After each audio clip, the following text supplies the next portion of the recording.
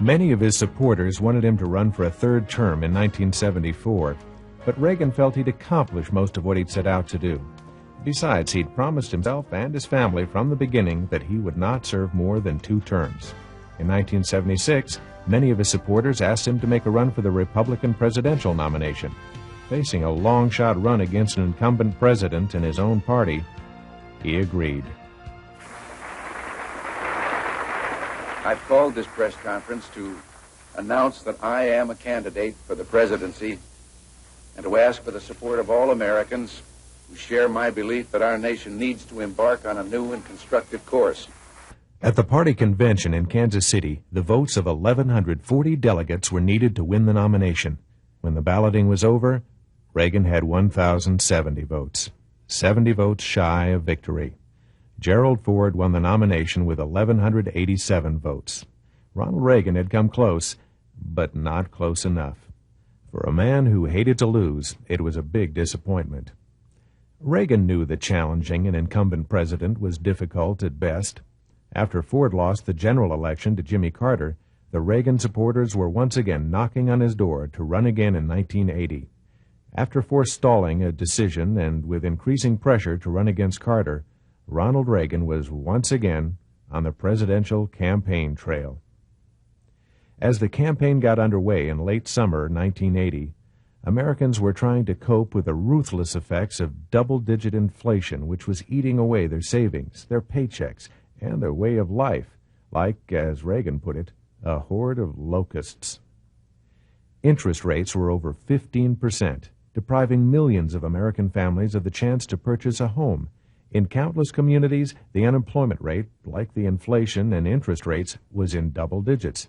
Militarily, America was in danger of falling behind the Soviet Union, who were modernizing their fleets and ground and air forces on a massive scale, as Reagan was told. Yet, on any given day, up to half the ships in the U.S. Navy couldn't even leave port because of a lack of spare parts or crew, and half our military aircraft couldn't fly for lack of spare parts. The overwhelming majority of our enlisted personnel were high school dropouts. During the summer and fall of 1980, there were many problems facing America. The tragic neglect of our military establishment, high unemployment, an ailing economy, the continuing expansion of communism abroad, and the taking of more than 50 American hostages in Iran. But to candidate Ronald Reagan, none was more serious than the fact that America had lost faith in itself. He felt that if he could be elected president, he wanted to do what he could to bring about spiritual revival in America. During the previous campaign in 1976, Carter had invented what he called the Misery Index to attack Gerald Ford. He had added together the rates of inflation and unemployment, arriving at a figure approaching 12%. He claimed that no man responsible for giving the country a misery index that high had a right to even ask to be president. Reagan was noticing during the 1980 campaign that Carter wasn't mentioning the misery index. It was then more than 20%. The League of Women Voters is pleased to welcome to the Cleveland, Ohio Convention Center Music Hall President Jimmy Carter, the Democratic Party's candidate for re-election to the presidency, and Governor Ronald Reagan of California, the Republican Party's candidate for the presidency. Are you better off than you were 4 years ago? Is it easier for you to go and buy things in the stores than it was 4 years ago? Is there more or less unemployment in the country than there was 4 years ago? I accept your nomination for the presidency of the United States.